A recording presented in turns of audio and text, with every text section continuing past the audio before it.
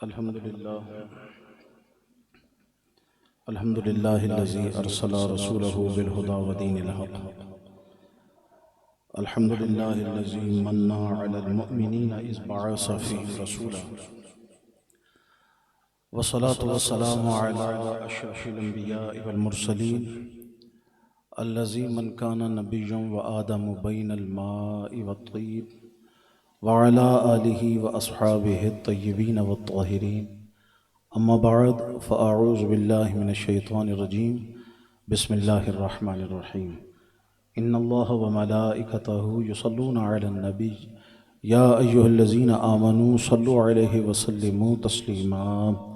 اللہم صل علی سیدنا ومولانا محمد معدن الجود والکرم وعلی آلہ واصحابہ وبارک وسلم.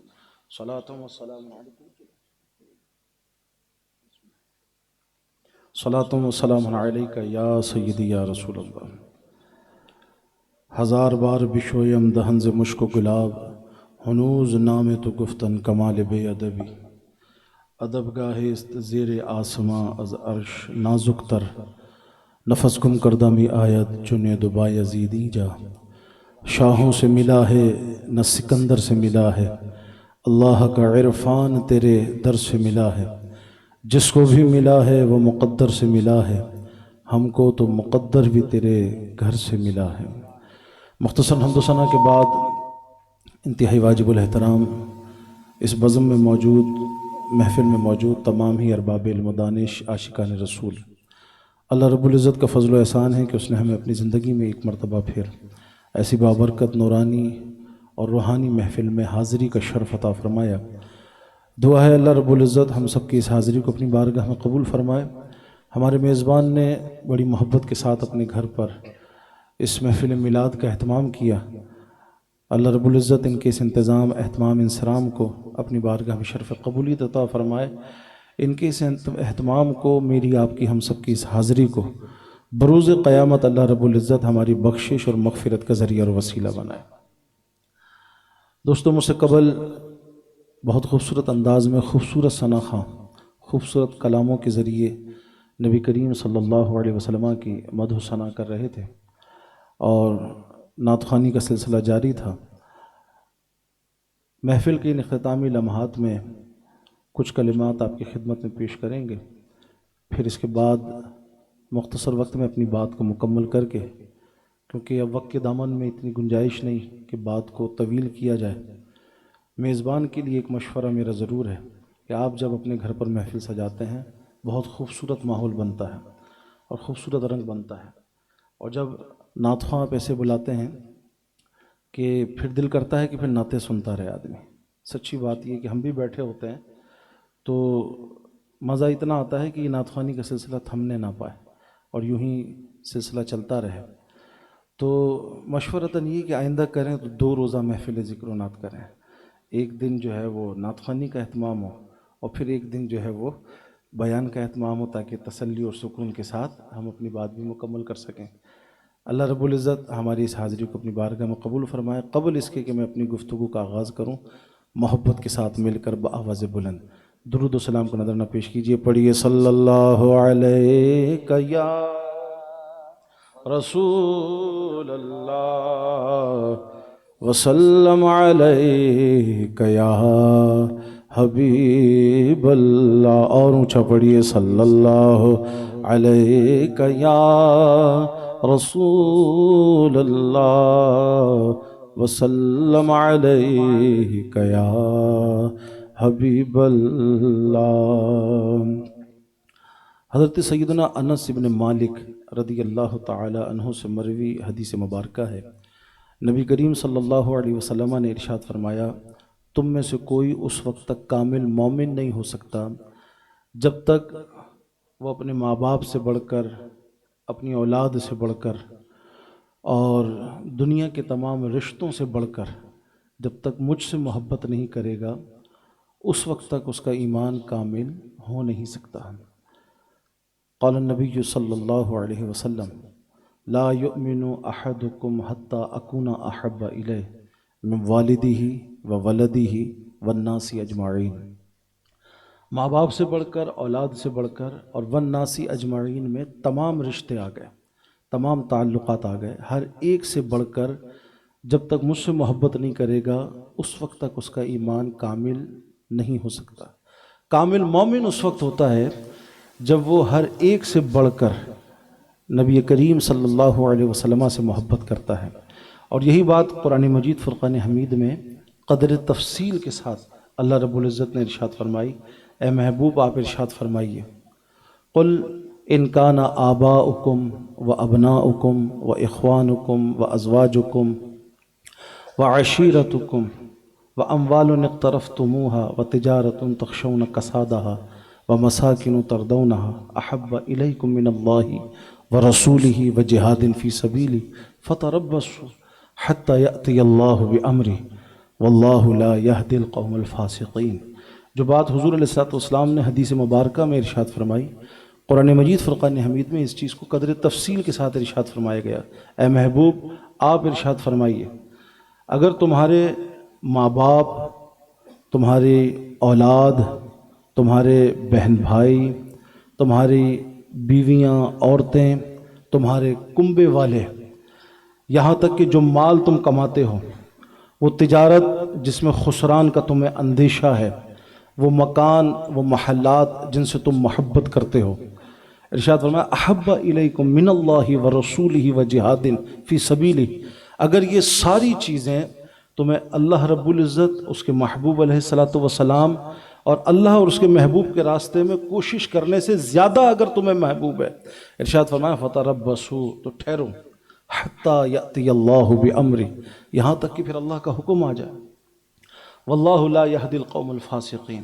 سو قرآن مجید فرقان حمید کی بھی اس آیت کریمہ میں جب ہم غور کرتے ہیں، معنی اور مفہوم کو سمجھتے ہیں، اور نبی کریم صلی اللہ علیہ وسلم کی جب اس حدیث مبارکہ کو ہم دیکھتے ہیں، پتہ یہ چلتا ہے، معلوم یہ ہوتا ہے کہ جب تک ہم اللہ اس کے رسول سے ہر ایک سے بڑھ کر محبت نہیں کریں گے، ایون یہ کہ ماں باپ سے بڑھ کر، اولاد سے بڑھ کر، بہن بھائیوں سے بڑھ کر، بیوی بچوں سے بڑھ کر، ہمیشہ یاد رکھیے کہ ان سارے تعلقات سے محبت کرنے کا حکم خود اللہ اس کے رسول نے ہمیں عطا فرمایا۔ ماں باپ سے محبت کرنے کا حکم دیا، ہمارا دین ہمیں اپنی اولاد سے محبت کرنے کا درس دیتا ہے، اپنے بہن بھائیوں سے محبت کرنے کا درس دیتا ہے، ہمارا دین ہمیں رشتہ داروں، کنبے والوں کے ساتھ، عزیز و اقربا کے ساتھ صلہ رحمی کا درس دیتا ہے، حسن سلوک کا درس دیتا ہے۔ ماں باپ، بہن بھائی، بیوی بچے، اولاد، گھر والے، کنبے والے، ہر ایک سے محبت کا درس اللہ رب العزت اور اس کے محبوب علیہ الصلوۃ والسلام خود ارشاد فرماتے ہیں، خود ہمیں حکم فرماتے ہیں، ان سے محبت ہونی چاہیے، رشتہ داروں کے ساتھ حسن سلوک ہونا چاہیے۔ لیکن میرے دوستو، جب یہ سارے تعلقات، یہ ساری نسبتیں اور یہ ساری محبتیں رکاوٹ بننے لگیں اللہ اور اس کے رسول سے محبت کرنے کے لیے یا اس کے راستے میں جہاد کرنے کے لیے، جب یہ ساری چیزیں رکاوٹ بننے لگے تو پھر اللہ کے محبوب ارشاد فرماتے ہیں کہ اب کامل مومن کی نشانی یہ ہے کہ وہ ہر ایک سے بڑھ کر مجھ سے محبت کرے، ماں باپ سے بڑھ کر، بہن بھائیوں سے بڑھ کر، بیوی بچوں سے بڑھ کر، کنبے والوں سے بڑھ کر، والناس اجمعین، ہر رشتے سے بڑھ کر، ہر تعلق سے بڑھ کر جب اللہ اس کے رسول سے محبت کرے گا اب وہ کامل ایمان والا کہلائے گا۔ محمد کی محبت یہ دین حق کی شرط اول ہے، اگر اس میں ہے کچھ خامی تو سب کچھ نامکمل ہے۔ سمجھدار افراد بھی بیٹھے ہیں، نوجوان بھی یہاں پر موجود ہیں، بچے بھی ہمارے یہاں پر موجود ہیں۔ آج کی محفل کا یہ درس اپنی گرہ کے ساتھ باندھ لیجیے، آپ ہر ایک سے محبت کریں، ماں باپ سے کریں، بہن بھائیوں سے کریں، عزیز و اقربا سے کریں، لیکن جب یہ محبتیں اللہ اس کے رسول کی محبت میں آڑ بننے لگیں، رکاوٹ بننے لگیں، تو دوستو ہمارے ایمان کا تقاضا یہ ہے کہ ہم ہر ایک سے بڑھ کر اللہ اس کے رسول سے محبت کریں، ہر ایک کے حکم پر فوقیت اللہ رب العزت اس کے محبوب علیہ الصلوۃ والسلام کے حکم کو دیں۔ جب حضرات صحابہ کرام کی زندگی میں ہم جھانک کر دیکھتے ہیں تو عشق و محبت کی بے نظیر مثال ہے، صحابہ کرام علیہم رضوان کی زندگی میں ہمیں دکھائی دیتی ہیں۔ حضرت عبداللہ ابن حشام رضی اللہ تعالی عنہ ارشاد فرماتے ہیں کہ ہم نبی کریم علیہ الصلوۃ والسلام کے ساتھ تھے، حضور علیہ الصلوۃ والسلام راستے سے تشریف لیے جا رہے تھے، سیدنا عمر رضی اللہ تعالی عنہ نبی کریم علیہ الصلوۃ والسلام کے برابر میں تھے۔ حضور علیہ الصلوۃ والسلام نے حضرت عمر کا ہاتھ پکڑ لیا، جب حضور نے اب حضرت عمر رضی اللہ تعالیٰ عنہ کا ہاتھ پکڑا تو آپ اپنی قسمت پر رش کرنے لگے، اور پھر آپ نے اپنی محبت کا اظہار نبی کریم علیہ الصلوۃ والسلام کی بارگاہ میں کیا، عرض کیا یا رسول اللہ آپ مجھے ہر ایک سے زیادہ محبوب ہیں، لَأَنْتَ أَحَبُّ إِلَيَّ مِنْ كُلِّ شَيْءٍ، ہر چیز سے زیادہ آپ مجھے ہیں، إِلَّا نَفْسِي، سوائے میری جان کے۔ اپنی جان سے بھی محبت یہ فطری تقاضا ہوتا ہے نا، ہر آدمی کو اپنی جان سے محبت ہوتی ہے، اپنی جان سے پیار ہوتا ہے۔ اب حضرت عمر رسول اللہ کے صحابی ہیں، جو ریئلٹی ہے، جو حقیقت ہے، جو دل کی کیفیت ہے، حضرت عمر رضی اللہ تعالیٰ نے حضور کے سامنے اسی چیز کو بیان کی، عرض کی یا رسول اللہ آپ مجھے سب سے زیادہ محبوب ہیں، ہر ایک شے سے بڑھ کر آپ مجھے محبوب ہیں، الا نفسی، سوائے میری جان کے۔ اب جب حضرت عمر نے کہا کہ سوائے میری جان کے، بس جان مجھے زیادہ محبوب ہے، اس کے علاوہ ہر چیز سے بڑھ کر آپ مجھے محبوب ہیں، تو نبی کریم صلی اللہ علیہ وسلم نے حضرت عمر کو مخاطب کیا اور ارشاد فرمایا کہ نہیں عمر، والذی نفسی بیدی، اس رب کی قسم جس کی قبضہ قدرت میں میری جان ہے، جب تک میں تجھے اپنی جان سے بھی بڑھ کر محبوب نہیں ہو جاؤں گا اس وقت تک تمہارا ایمان کامل نہیں ہوگا۔ جب مجھے تم اپنی جان سے بھی بڑھ کر محبوب رکھو گے تب تمہارا ایمان کامل ہوگا۔ ایمان کامل کی دلیل یہ ہے کہ تم ہر ایک سے بڑھ کر، نہ صرف ہر شے سے بڑھ کر بلکہ اپنی جان سے بھی بڑھ کر مجھے چاہو اور مجھ سے محبت کرو، یہ کامل ایمان کی دلیل ہے۔ حضرت عمر رضی اللہ تعالیٰ عنہ کچھ دیر کے لیے خاموش ہو گئے۔ میرا وجدان یہ کہتا ہے کہ سیدنا عمر رضی اللہ تعالیٰ عنہ نے اس بات پر غور و خوض کیا ہوگا اور کچھ سوچنے کے بعد نبی کریم علیہ الصلوۃ والسلام کی بارگاہ میں فوراً عرض کرنے لگے یا رسول اللہ آپ مجھے میری جان سے بھی بڑھ کر محبوب ہیں، آپ مجھے میری جان سے بھی زیادہ عزیز ہیں۔ پہلے عرض کی کہ سوائے میری جان کے آپ ہر چیز سے عزیز ہیں۔ جب حضور اسلام نے توجہ دلائی کہ نہیں، جب تک تم اپنی جان سے بھی بڑھ کر مجھے محبوب نہیں رکھو گے اس وقت تک تم کامل مومن نہیں ہو سکتے، تو کچھ ٹھہر کے غور و خوض کر کے میں اس مقام پر یہ کہتا ہوں کہ حضرت عمر نے کیا سوچا ہوگا۔ میرا وجدان یہ کہتا ہے کہ سیدنا عمر نے بھی یہ سوچ کر اپنے آپ کو مخاطب کر کے کہا ہوگا عمر یہ تم کیا کہہ رہے ہو کہ تمہیں اپنی جان حضور سے زیادہ محبوب ہے؟ ارے یہ جان تو صدقہ ہی پیارے مصطفیٰ کا ہے، اور نہ صرف یہ جان بلکہ یہ سارا جہان ہی صدقہ پیارے مصطفیٰ کا ہے۔ وہ جو نہ تھے تو کچھ نہ تھا، وہ جو نہ ہو تو کچھ نہ ہو، جان ہے یہ جہان کی، جان ہے تو جہان ہے۔ ارشاد فرمایا لولا محمد ولا امتہ لما خلقت الجنت ولا الشمس ولا القمر ولا اللیل ولا النہار ولا نبی مرسلا۔ اللہ رب العزت ارشاد فرماتے ہیں حدیث قدسی میں اے محمد صلی اللہ علیہ وسلم اگر آپ کو اور آپ کی امت کو پیدا کرنا مقصود نہ ہوتا میں جنت نہیں بناتا، میں دوزخ نہیں بناتا، میں زمین نہ بناتا، میں آسمان نہ بناتا۔ یہ چاند سورج اور ستاروں کی انجمن ہے، یہ سب صدقہ پیارے مصطفیٰ کا ہے۔ اگر حضور کو پیدا کرنا مقصود نہ ہوتا یہ کائنات موریز وجود میں نہ آتی۔ وہ جو نہ تھے تو کچھ نہ تھا، وہ جو نہ ہو تو کچھ نہ ہو، جان ہے وہ جہان کی، جان ہے تو جہان ہے۔ عمر یہ میں نے کیا کہا کہ آپ مجھے سوائے میری جان کے، نہ یہ جان بھی حضور کا صدقہ ہے۔ اب عرض کی یا رسول اللہ آپ مجھے میری جان سے بھی بڑھ کر محبوب ہیں۔ نبی کریم علیہ السلام نے فرمایا الآن یا عمر، ہاں عمر اب تمہارا ایمان کامل ہو گیا، اب تمہارا ایمان کامل ہوا۔ سو میرے دوستو آپ نے دیکھا حضرات صحابہ کرام علیہم رضوان کا جذبہ، وہ اپنی جان سے بھی بڑھ کر نبی کریم علیہ الصلوۃ والسلام کو محبوب سمجھتے تھے۔ آپ جانتے ہیں کہ جب معراج کی رات نبی کریم علیہ الصلوۃ والسلام پہلے مسجد اقصیٰ تک اور پھر وہاں سے آپ آسمانوں پر تشریف لے گئے، پھر آسمانوں سے آپ جانتے ہیں سفر مکہ سے لامکاں کی جانب ہوا۔ جب لامکاں کی جانب سفر کا آغاز ہونے لگا تو سدرۃ المنتہا پر حضرت جبریل امین ٹھہر گئے، اور پھر حضرت جبریل امین نے کیا عرض کی یا رسول اللہ بال برابر بھی اگر میں آگے بڑھا تو میں تجلیات کو برداشت نہیں کر پاؤں گا، میرے پر جل جائیں گے۔ یا رسول اللہ آگے آپ کو تنہا جانا ہے، آگے سفر آپ کو اکیلے کرنا ہے۔ حضور نے فرمایا جبریل میں نے آگے اکیلے جانا ہے، تم یہیں ٹھہرو گے؟ جی یا رسول اللہ میں نے یہیں ٹھہرنا ہے، آگے آپ نے اکیلے جانا ہے، مجھے اس سے آگے بڑھنے کی اجازت نہیں، اگر بال برابر بھی آگے بڑھا تو میرے پر جل جائیں گے۔ نبی کریم علیہ السلام نے حضرات صحابہ کرام کو جب یہ بات ارشاد فرمائی کہ میرے صحابہ، پھر سدرہ پر جبریل ٹھہر گئے اور عرض کی یا رسول اللہ آگے آپ نے جانا ہے، اگر آگے بال برابر بھی بڑھا تو پھر میرے پر جل جائیں گے۔ ابو بکر صدیق بے چین ہو گئے، وہی ابو بکر جو ہر لمحہ ہر لحظہ حضور علیہ الصلوۃ والسلام کے ساتھ ساتھ ہر جگہ ہوا کرتے تھے. حضور بازار میں ہیں تو ابو بکر ساتھ ہیں, حضور مکان میں ہیں تو ابو بکر ساتھ ہیں, حضور جنگ میں ہیں تو ابو بکر ساتھ ہیں, حضور امن میں ہیں تو ابو بکر ساتھ ہیں. آج ابو بکر کی قسمت کی چمک دیکھو, آج مزار میں بھی ہے تو حضور کے ساتھ ساتھ ہیں. سیدنا ابو بکر صدیق نے عرض کی یا رسول اللہ, سدرہ پر جبریل نے آپ کو تنہا چھوڑ دیا اس خوف کے پیش نظر کہ میں آگے بڑھوں گا تو میرے پر جل جائیں گے. یا رسول اللہ, ابو بکر جل جانا پسند کرتا, آپ کو تنہا نہ چھوڑتا, جل جاتا. جبریل نے تو جل جانے کے خوف سے آپ کو تنہا چھوڑ دیا تھا. یا رسول اللہ, میں جل بھی جاتا تو میں آپ کو وہاں بھی تنہا نہ چھوڑتا.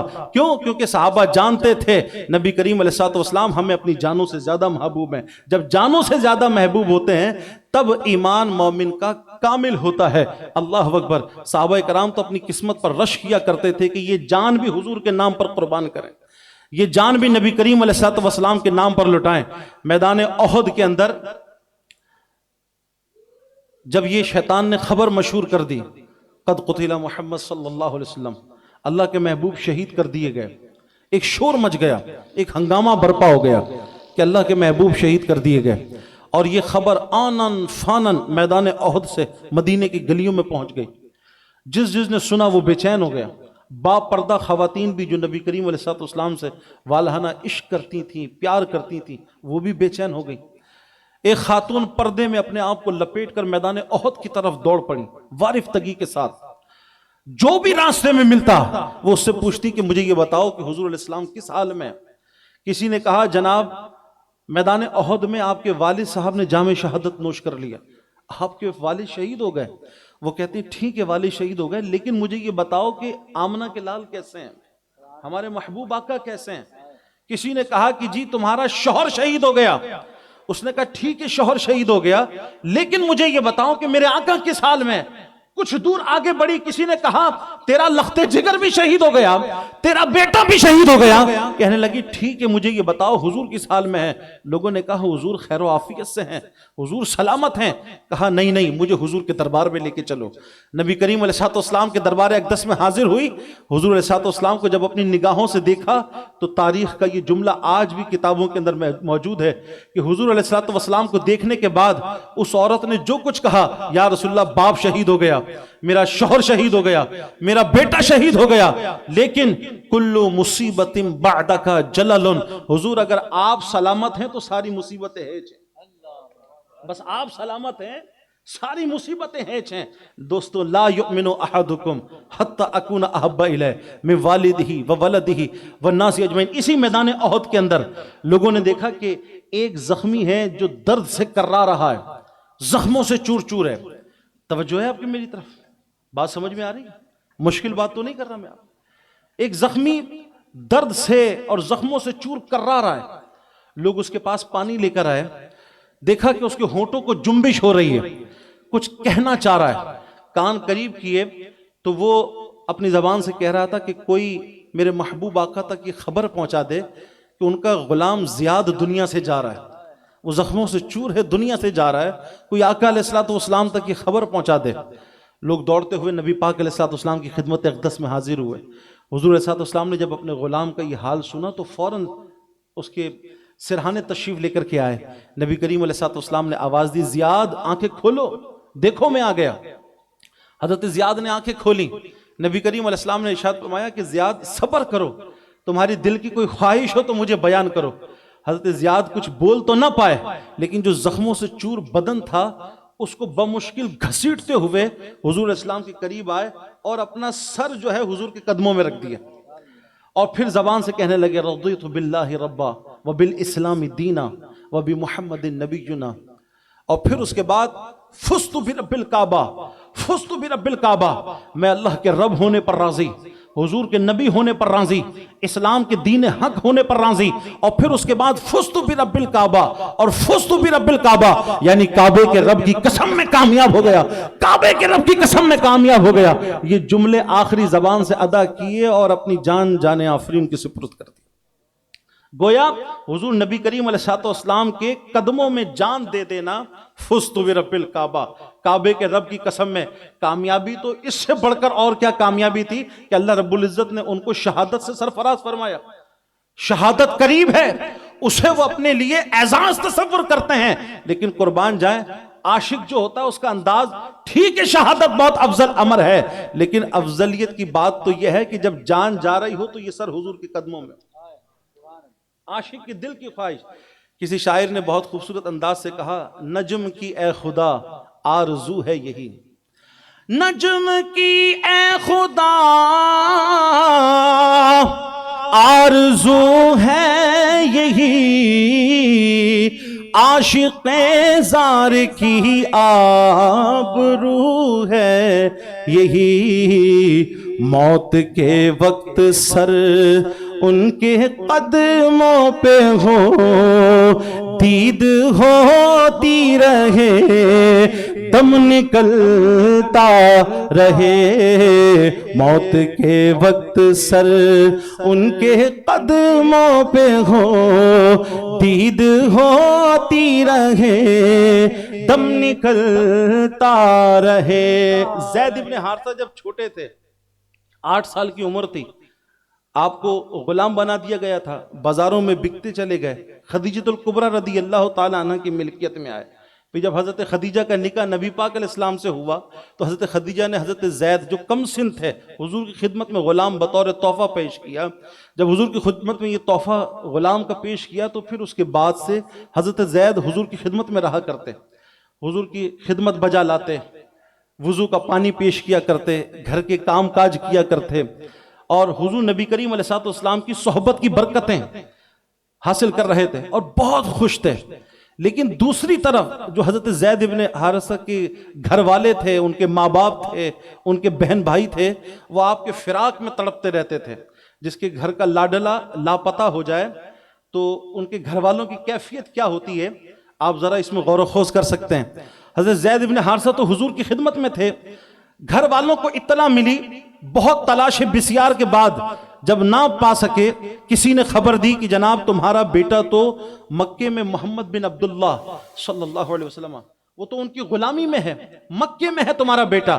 تو پھر باپ اور چچا نبی کریم علیہ السلام کی خدمت اقدس میں حاضر ہوئے اور حضور کی بارگاہ میں عرض کی کہ یا رسول اللہ، ہمارا بیٹا جو ہے وہ آپ کی غلامی میں ہے، گھر سے لاپتہ ہو گیا تھا، کم سن تھا، پھر بازاروں میں بکتا چلا گیا، ہمیں اطلاع ملی ہے کہ ہمارا بیٹا آپ کی خدمت میں ہے اور آپ کی غلامی میں ہے، آپ کرم فرمائیے، بچے کی ماں بڑی بے چین ہے، گھر والے ماہی بے آب کی طرح بچے کے لیے بے قرار ہیں، آپ کرم فرمائیے، آپ کی سخاوت بڑی مشہور ہے، آپ کی کرم نوازی بڑی مشہور ہے، آپ کا حسن سلوک بہت مشہور ہے، ہمارے بچے پر کرم فرمائیے، آپ کو جتنی قیمت چاہیے، آپ کو جتنے پیسے چاہیے اور آپ کو جتنی دولت چاہیے آپ ہم سے وصول کر لیجئے، لیکن خدا کے واسطے ہمارا بچہ ہمیں لوٹا دیجئے، ہمارا بیٹا ہمیں لوٹا دیجئے۔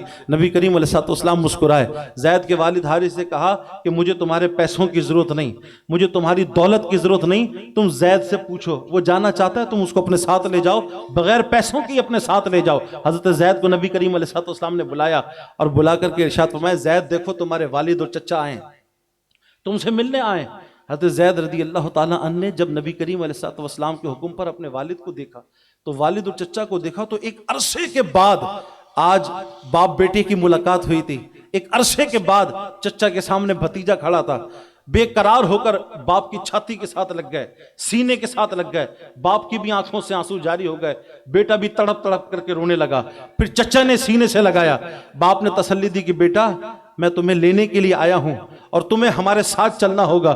نبی کریم صلی اللہ علیہ وسلم نے ارشاد فرمایا، ہاں زید تمہارے والد اور تمہارے چچا تمہیں لینے کے لیے آئے ہیں، اگر تم اپنے والد اور چچا کے ساتھ جانا چاہتے ہو تم ان کے ساتھ بخوشی جا سکتے ہو، مجھے کسی درہم و دینار کی، مجھے کسی دولت کی، مجھے کسی روپیے پیسے کی حاجت نہیں۔ اب حضرت زید نے جب یہ سنا، جب تک یہ تھا کہ باپ اور چچا سے ملاقات ہوئی تو بے قرار ہو کے سینے سے بھی لگے، آنکھوں سے آنسو بھی جاری ہوئے، لیکن جب یہ بات کانوں سے ٹکرائی کہ میرے والد اور چچا مجھے لینے کے لیے آئے ہیں، اللہ اکبر، اب ایک نظر وہ حضور کے رخ انور کو دیکھتے، حضور کا چہرہ دیکھتے، پھر ایک نظر اپنے باپ کو دیکھتے اور پھر یہ کہتے حضرت زید ابن حارثہ رضی اللہ تعالیٰ عنہ کہ اگر میں اپنے باپ کے ساتھ چلا جاتا ہوں، اپنے چچا کے ساتھ چلا جاتا ہوں تو صحبت مصطفیٰ کی برکتوں سے محروم ہو جاؤں گا. وہ جمال مصطفیٰ جسے صبح و شام دیکھ کر میں محبت کی پیاس کو بجھاتا ہوں، اگر میں باپ اور چچا کے ساتھ چلا جاؤں گا تو میں تو حضور کی صحبت سے محروم ہو جاؤں گا. عرض کی کہ یا رسول اللہ ٹھیک ہے یہ میرے والد ہیں، ٹھیک ہے میرے یہ چچا ہیں، لیکن یا رسول اللہ میں آپ کا در چھوڑ کے کہیں جانے والا نہیں، میں آپ کا دربار چھوڑ کے کہیں نہیں جا سکتا. تو باپ نے کہا بیٹا یہ تم کیا کہہ رہے ہو؟ تم آزادی کی زندگی پر غلامی کی زندگی کو ترجیح دے رہے ہو. تو بیٹا مسکرا کے کہنے لگا ابا جان آپ کو کیا پتا، اس در کی غلامی پر تو سلطان سلاطین اور ان کی سلطنتیں، ان کی بادشاہتیں قربان ہیں. پھر سرکار کو دیکھ کر گویا جو کچھ کہنے لگے، شاعر کہتا ہے یا رسول اللہ تیرے ٹکڑوں سے پلیں غیر کی ٹھوکر پہ نہ ڈال، جھڑکیاں کھائیں کہاں چھوڑ کے صدقہ تیرا. اور پھر ساری زندگی کے لیے سرکار دو عالم صلی اللہ علیہ وسلم کی غلامی میں رہے. حضور بھی اتنا خوش ہوئے، آپ حضرت زید کا ہاتھ پکڑ کر حرم شریف میں لے گئے اور حرم شریف میں لوگوں کو مخاطب کر کے نبی پاک علیہ السلام نے ارشاد فرمایا لوگوں تم گواہ ہو جاؤ آج کے بعد یہ زید میرا بیٹا ہے. اور لوگ حضرت زید کو زید ابن حارث کے بجائے زید ابن محمد کہہ کر کے پکارا کرتے تھے، اور لوگوں میں مشہور ہو گیا کہ نبی پاک علیہ السلام کے بیٹے. ٹائم بھی دیکھتا رہوں نا میں. زید ابن حارثہ جو ہے وہ حضور علیہ السلام کے بیٹے. پھر وہ جب قرآن مجید فرقان حمید کی آیت کریمہ نازل ہوئی کہ محمد صلی اللہ علیہ وسلم تم میں سے کسی کے باپ نہیں، تو پھر اس کے بعد آپ کا اصل نام زید ابن حارث سے پکارا جانے لگا. تو دوستو یہ ہمارے صحابہ کرام کا انداز تھا.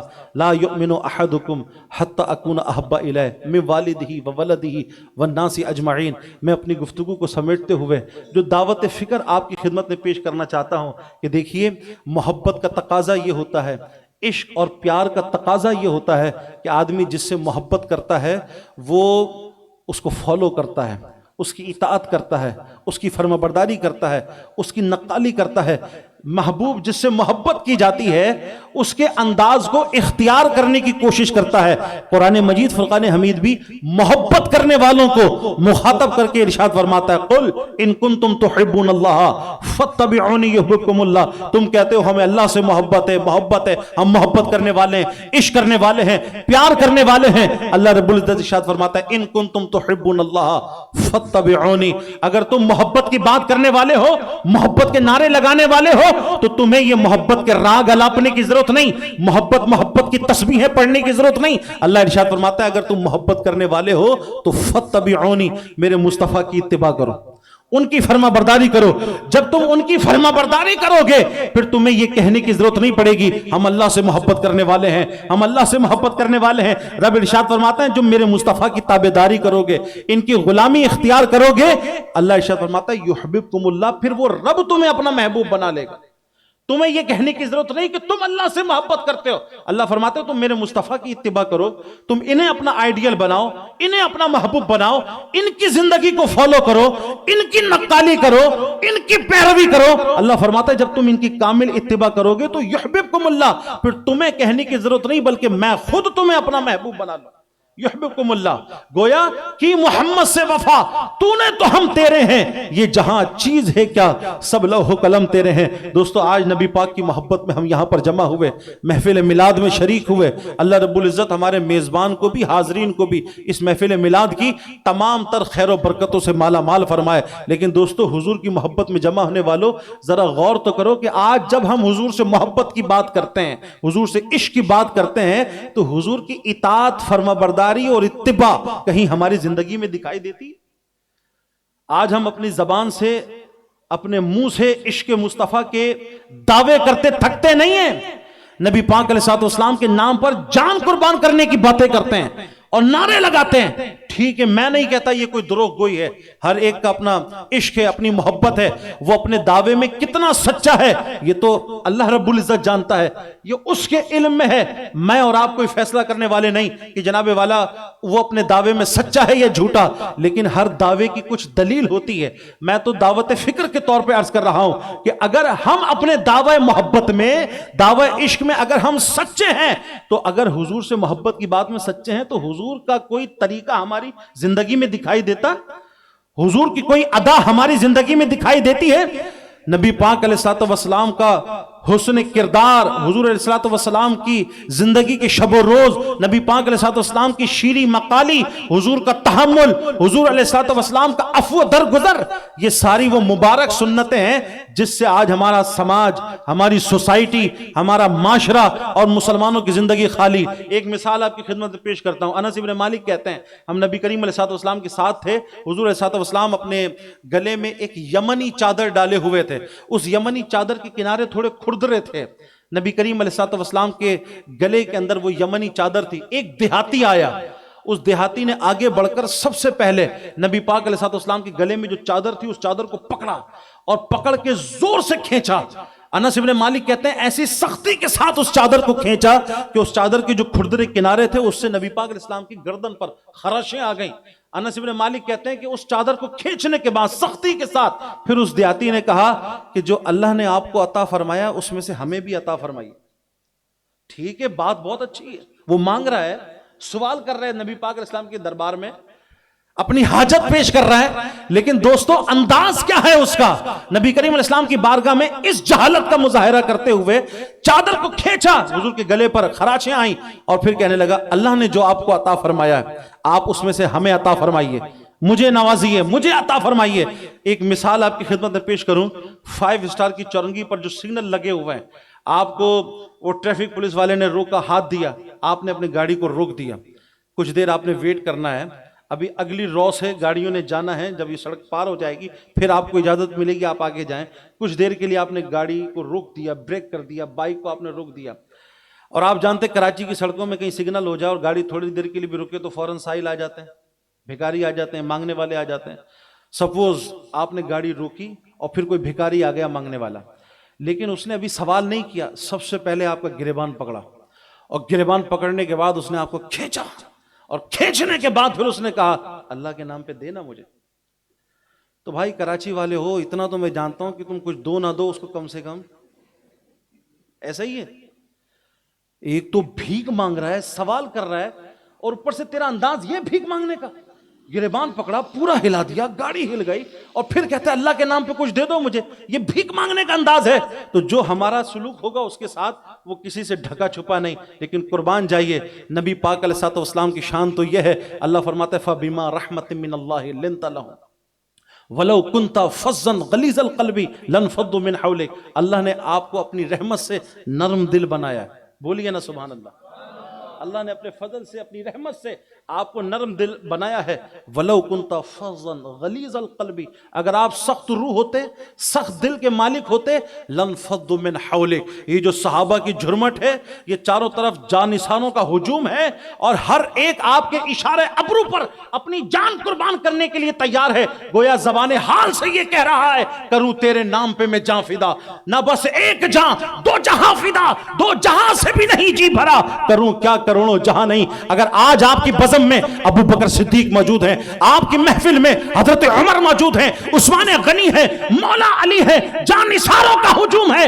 وَلَوْ كُنْتَ فَظًّا غَلِيظَ الْقَلْبِ لَانفَضُّوا مِنْ حَوْلِكَ، اگر آپ سخت روح ہوتے، سخت دل کے مالک ہوتے، پھر یہ جانثاروں کا ہجوم تھوڑی ہوتا۔ یہ تو آپ کے حسن اخلاق سے متاثر ہیں، یہ تو آپ کی نرم دلی سے متاثر ہیں۔ میرے نبی کا اخلاق ایسا ہے، ظالم جب اس انداز سے سوال کر رہا ہے، حضور کی چادر کو پکڑ کے کھینچتا ہے اور عرض کرتا ہے اللہ نے جو آپ کو خزانے عطا فرمائے ان خزانوں میں سے مجھے دیجئے۔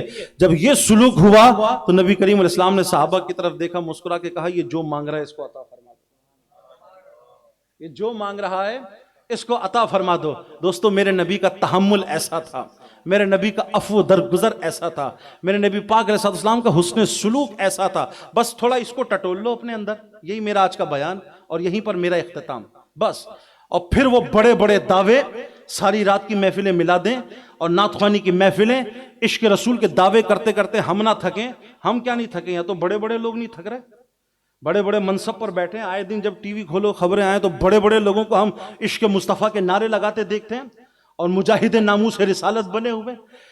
عمل اور کردار سے پہچان ہوتی ہے عاشق مصطفیٰ ہونے کی، عمل اور کردار سے پتہ چلتا ہے یہ کتنا مجاہد ناموس رسالت ہے، عمل اور کردار سے پتہ چلتا ہے یہ محبت رسول کے دعوے میں کتنا سچا ہے۔ عمل اور کردار تو ایسا کہ ہم مغربی تہذیب کے دل دادا، ہندوانہ کلچر کے دل دادا، حضور کی سنتیں ادائیں کہیں دکھائی نہ دیں۔ چلو غموں کی تقریب میں تو اللہ رسول کو یاد کرتے ہیں، شادی کی تقریب ہو تو بھنگڑے ہوتے ہیں، مہندیاں ہوتی ہیں، مائیاں ہوتی ہیں، ناچ گانے ہوتے ہیں، خوشی کے موقع پہ اللہ رسول کی محبت نہ جانے کہاں چلی جاتی ہے۔ پھر انسان کی اپنی زندگی میں، ذاتی زندگی میں غور کریں، اجتماعی زندگی میں غور کریں، ہماری عدالتوں میں جا کے دیکھیں، ہمارے بازاروں میں جا کے دیکھیں، ہمارے جناب والا تعلیمی اداروں میں جا کر کے دیکھیں، کہیں آپ کو نبی پاک اسلام کی سنتیں دکھائی دیتی ہوں، کہیں حضور کی ادائیں دکھائی دیتی ہوں، کہیں بھی ہماری عدالتیں بھی خالی، تعلیمی ادارے بھی، ہمارے بازار بھی، مسلمان کی ذاتی زندگی بھی۔ سو میرے محفل میں موجود بھائیوں، آج یہاں سے ہم یہ نیت کریں،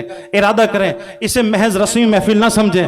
ہاں محفل میں آئے، نعت خوانی بھی سنی، بیان بھی سنا، سبحان اللہ ماشاءاللہ کے نعرے بھی لگائے، دعا میں بھی شریک ہوئے، اور آخر میں فرقان بھی لنگر بھی ہے نا ماشاءاللہ، لنگر بھی ہے تو جی کھایا پیا، یہاں سے آرام سے چلے گئے۔ محفل میں آئے تھے، کیا ہوا تھا جی؟ بہت مزہ آیا محفل میں، بہت مزہ آیا۔